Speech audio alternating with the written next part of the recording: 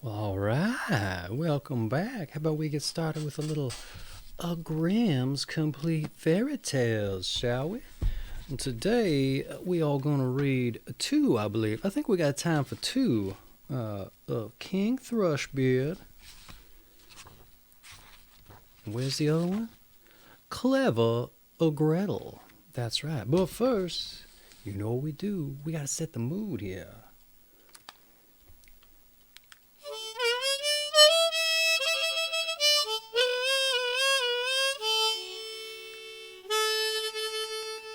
Yeah, I was about to blow harmonica on the remote for the light there. That wouldn't have been good. Or effective, anyhow. All right, are you settled in for Little Grimm's Complete Fairy Tales? Oh, let's get settled in now, shall we? For King Thrushbeard. A king had a daughter who was beautiful beyond measure, but so proud and overbearing that none of her suitors were good enough for her. She not only refused one after the other, but made a laughing stock of them. Once the king appointed a great feast and bade all the marriageable men to it from far and near, and they were all put in rows according to their rank and station. First came the kings, then the princes, the dukes, the earls, the barons, and lastly the noblemen. The princess was led in front of the rows, but she had a mocking epithet for each. One was too fat, what a tub, she said. Another too tall, long and lean is ill to be seen, she said. A third too short, fat and short, not fit to court, she said. A fourth was too pale, a regular death's hand. A fifth too red-faced, a gamecock, she called. The sixth was not well made enough. Green wood, ill dried rather, cried she. So everyone had something against him, and she made especially merry over a good king who was very tall and whose chin had grown a little peaked. Only look, cried she, laughing, he has a chin like a thrush's beak. And from that time they called him King Thrushbeard. But the old king, when he saw that his daughter mocked every one and scorned all the assembled suitors, swore in his anger that she should have the first beggar that came to the door for a husband. A few days afterwards came a traveling ballad singer and sang under the window in hopes of small alms. When the king heard of it, he said that he must come in, and so the ballad singer entered in his dirty, tattered garments, and sang before the king and his daughter. When he had done, he asked for a small reward. But the king said, your song has so well pleased me that I will give you my daughter to wife. The princess was horrified, but the king said, I took an oath to give you the first beggar that came, and so it must be done. There was no remedy. The priest was fetched, and she had to be married to the ballad singer out of hand. When all was done, the king said, now, as you are a beggar wife, you can no longer stay in my castle. So off with you and your husband. The beggar led her away, and she was obliged to go forth with him on foot. On the way they came to a great wood, and she asked, oh, whose forest is this, so thick and so fine? And he answered, it is King Thrushbeard's, and might have been thine. And she cried, oh, I was a silly young thing, I'm afeard. Would I have taken the good King Thrushbeard? They then passed through a meadow, and she asked, oh, whose is this meadow so green and so fine?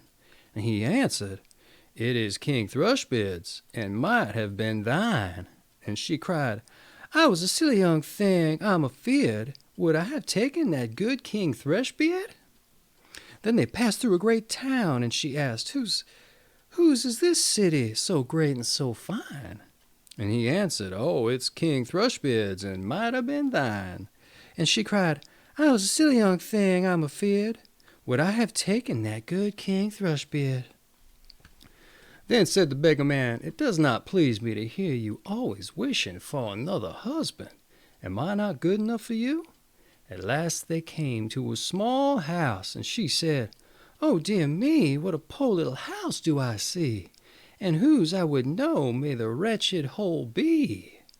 The man answered, "That is my house and yours, where we must live together." She had to stoop before she could go in at the door. "Where are the servants?" asked the king's daughter. "What servants?" asked the beggar man. "What you want to have done, you must do yourself. Make a fire quickly, and put on water, and cook me some food. I am very tired." But the king's daughter understood nothing about fire making and cooking, and the beggar man had to lend a hand himself in order to manage it all.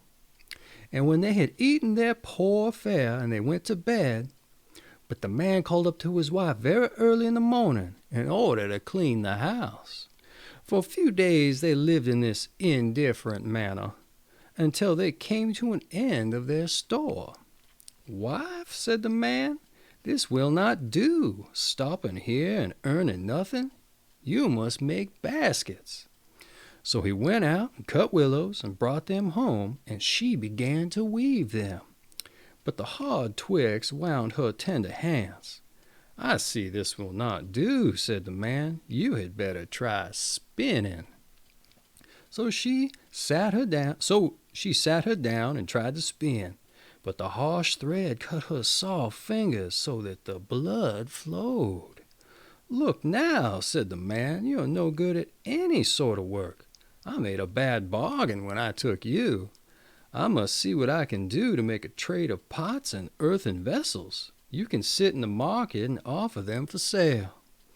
"Oh dear," thought she, "suppose while I am selling in the market, people belonging to my father's kingdom should see me. How would they mock at me?" But there was no help for it. She had to submit, or else die of hunger. The first day all went well. The people brought her wages eagerly, but because she was so beautiful, and gave her whatever she asked. And some of them gave her money and left the pots after all behind them. And they lived on these earnings as long as they lasted. And then the man bought a number of new pots. So she seated herself in a corner of the market and stood the wares before her for sale. All at once a drunken horse soldier came plunging by, and rode straight into the midst of her pots, breaking them into 1,000 pieces. She could do nothing for weeping. "Oh dear, what will become of me?" cried she. "What will my husband say?" And she hasted home and took him her misfortune. "Who ever heard such a thing as sitting in a corner of the market with earthenware pots?" said the man. "Now leave off crying. I see you are not fit for any regular work. I have been asking at your father's castle if they want a kitchen maid, and they said they don't mind taking you. At any rate, you will get your victuals free." And the king's daughter became a kitchen maid, to be at the cook's beck and call and do the hardest work. In each of her pockets she fastened a little pot, and brought home in them whatever was left, and upon that she and her husband were fed. It happened one day when the wedding of the eldest prince was celebrated. The poor woman went upstairs and stood by the parlor door to see what was going on. And when the place was lighted up and the company arrived, each person handsomer than the one before, and all was brilliancy and splendor, she thought on her own fate with a sad heart, and bewailed her former pride and haughtiness, which had brought her so low, and plunged her in so great poverty. And as the rich and delicate dishes smelled so good were carried to and fro every now and then, the servants would throw her a few fragments, which she put in her pockets, intending to take home. And then the prince himself passed in, clothed in silk and velvet, with a gold chain round his neck. And when he saw the beautiful woman standing in the doorway, he seized her hand and urged her to dance with him.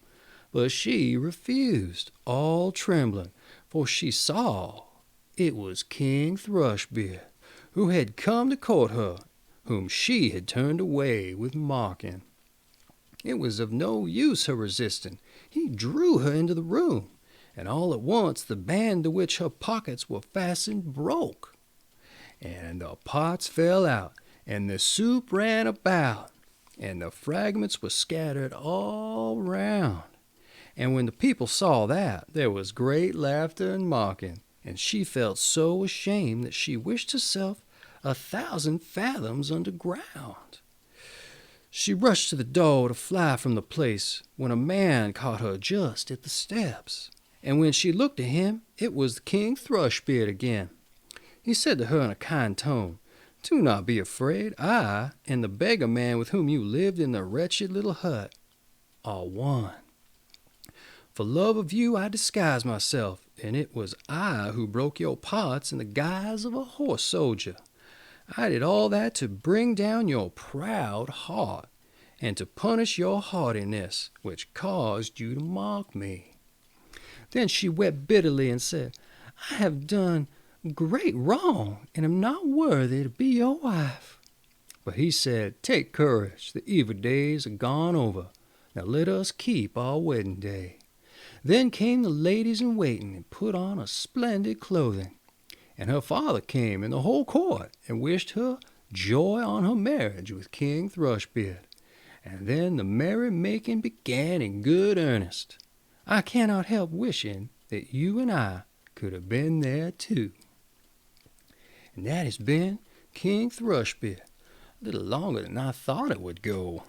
So let's continue on with Clever Gretel on a later date.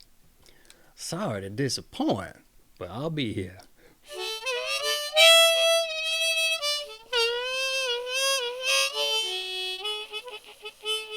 And maybe you could choke me the way I just choked the notes on that harp there. Ooh.